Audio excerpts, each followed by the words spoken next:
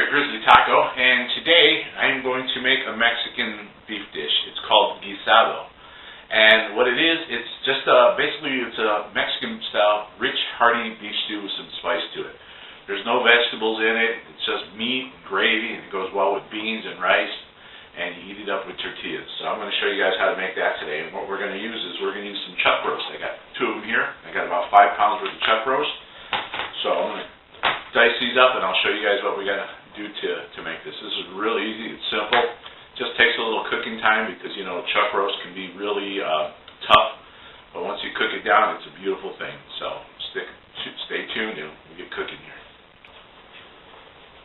Alright, so we got our thing open here. Our meat's looking good.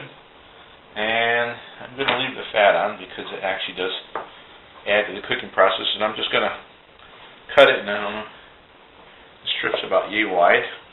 And I might get rid of like that where it's really a lot of fat. And I'm using my meat cutter here. This is what I use to cut meats and stuff.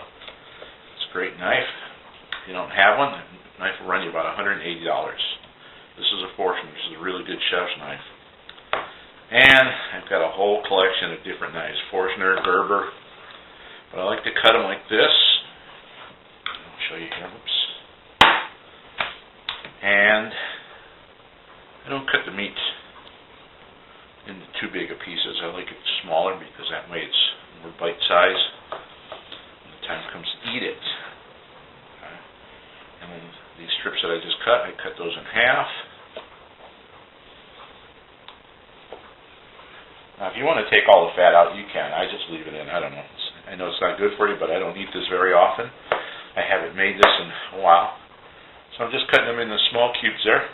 Okay. And when they cook down, they're going to be tasty, beautiful, delicious beef guisado. This is a recipe I learned from my mom a long time ago. The only change I made to it is like that. It's just more fat, but I'm not going to use that. Because I add cilantro to mine. My mom never added cilantro to hers. And there's only a few ingredients that go in here. One of them would be some beef base, garlic, black pepper, jalapenos, cilantro, diced tomatoes, a little bit of tomato sauce, and that's basically it. And it's very simple to make.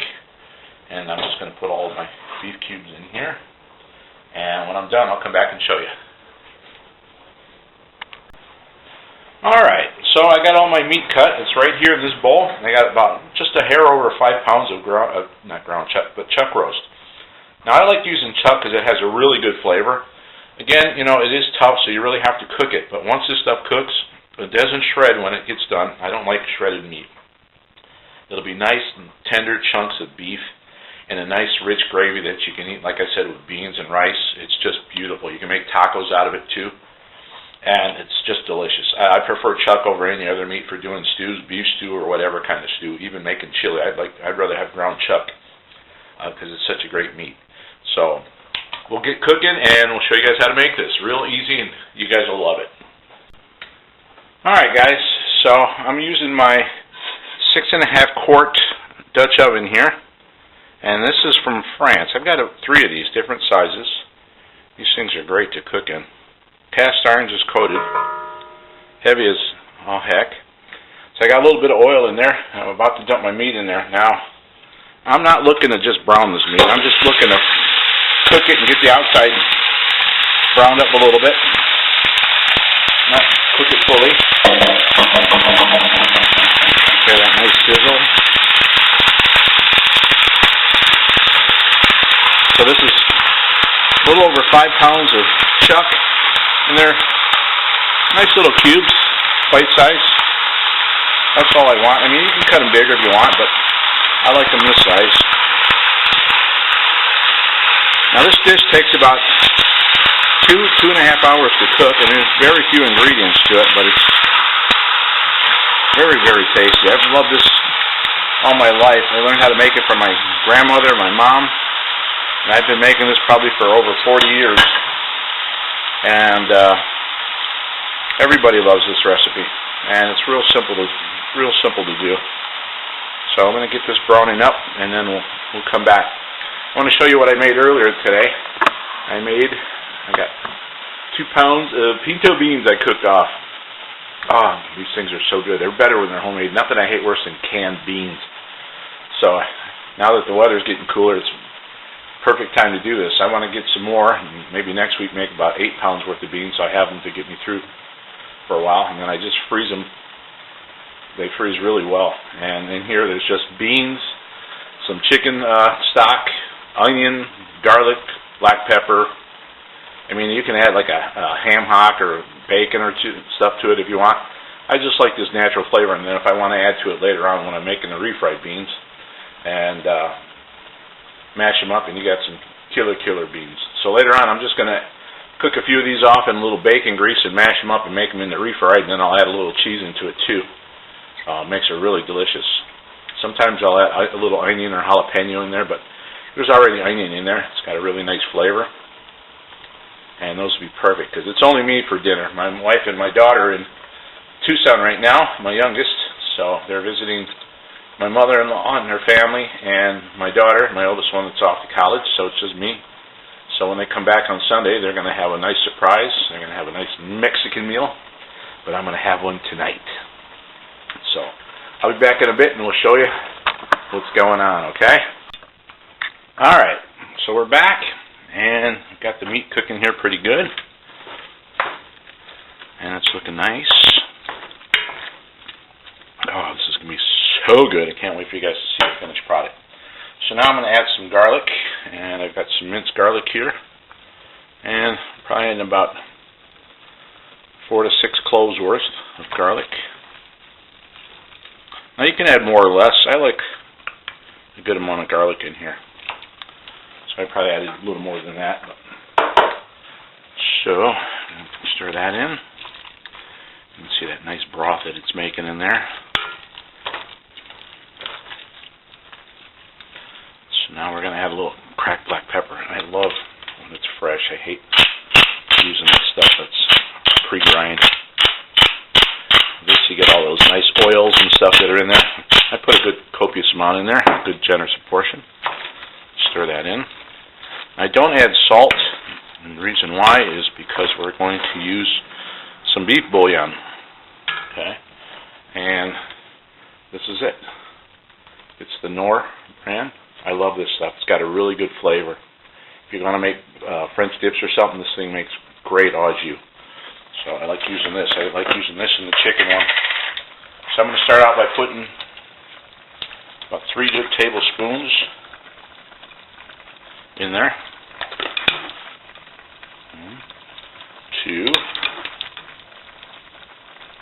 and 3. Okay, and we'll adjust it after a while. So let's get that in there.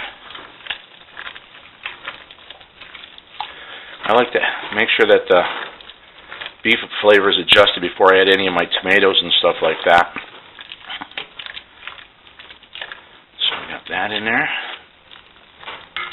And I'm going to get a little spoon. Try and see how that flavor is.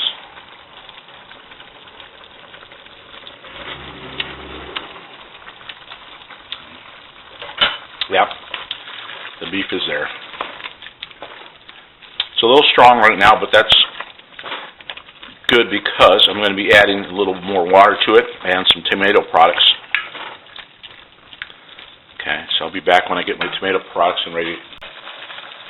Alright, so this is boiling away pretty good there. So I'm going to turn it down here in just a second. Now it's got a nice beef flavor. I can taste the garlic in there. So now I'm going to add 1 can, is it a 14.5 ounce can of diced tomatoes. I don't like using flavored tomatoes because I never know how good the flavor is going to be. Sometimes some of those flavored ones are kind of nasty. So I like just using the plain ones. Okay. So I'm going to just put that in there. And then I've got a can of tomato sauce, just Hunt's tomato sauce.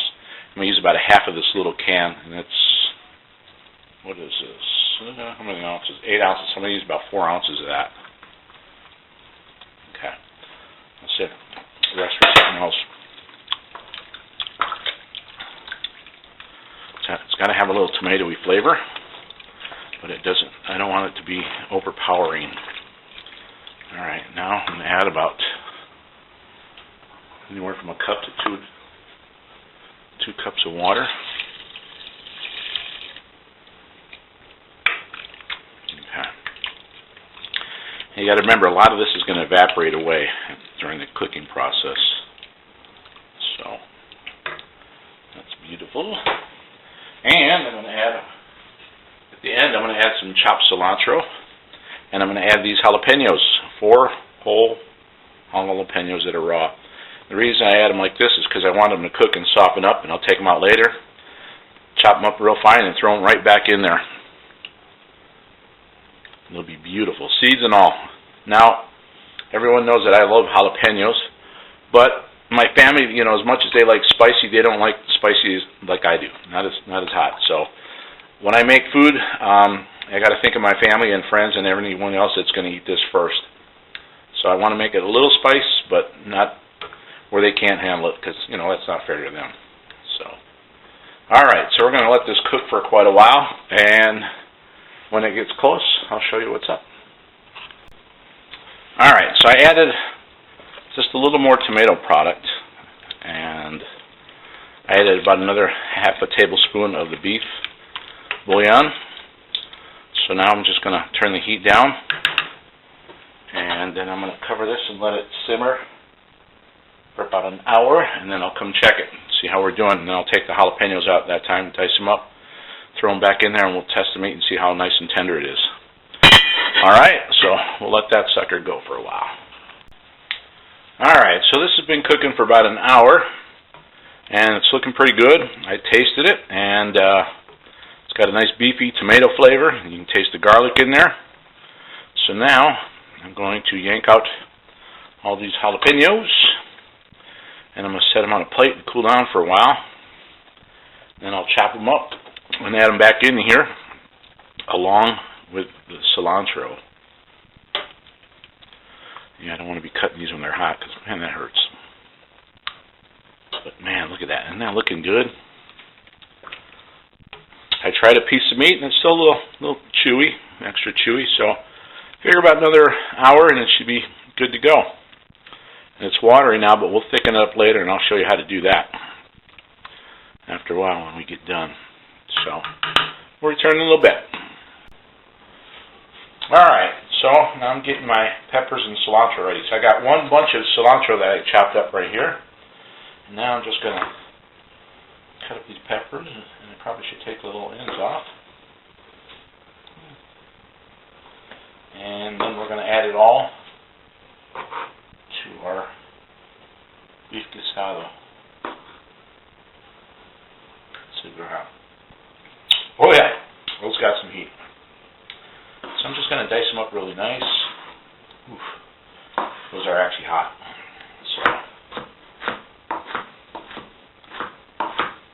And I'm going to add the seeds and everything. Now, when you cook them in there like I did, they soften up really nice, make it real easy to cut up.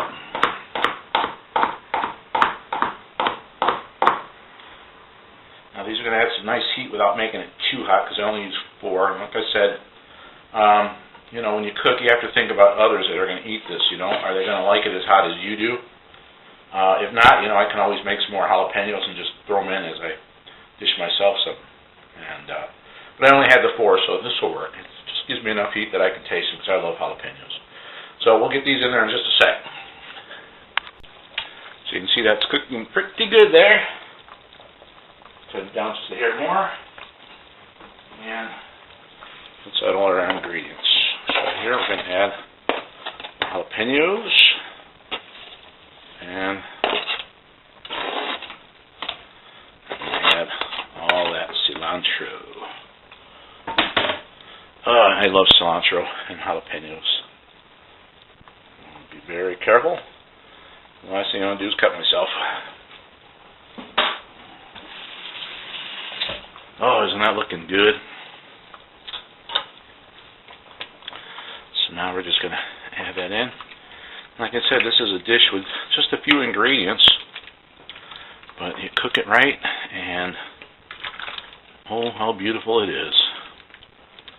The gravy's looking nice and rich. With the cilantro and everything else cooking there. Let's try a piece of the meat. Just a small piece. Oof. Wow, those peppers are hot. But that's how I like it. It's got a nice rich beefy flavor. The meat's getting there. It's probably got about another half an hour. And then I can tighten it up, and then we'll just let it rest for a while. And then we'll make my beans to go with it. And we will have some dinner tonight.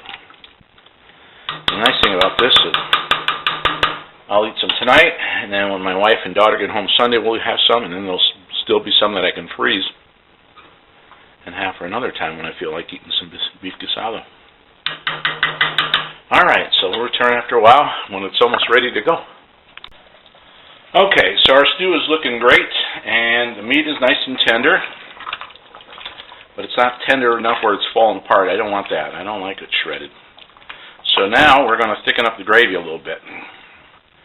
See how beautiful that looks? I mean, it's not real watery, but I like it a little thicker.